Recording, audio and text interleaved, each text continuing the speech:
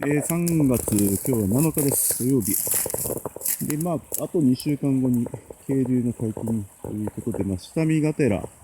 今日は、那須川水系の支流、清水川っていうところに行きます。何年か前までは非常に魚多かったんですけども、ちょっと手が入っちゃって、魚極端に少なくなってるんですけど、この下に1箇所いい淵があって、ここにもあると。おそらく解禁のあたりだと、流れのあるとこダウンの、釣りになると思うんですけども、ちょっと魚影が、魚がつきそうなところだけチェックしていきたいと思います。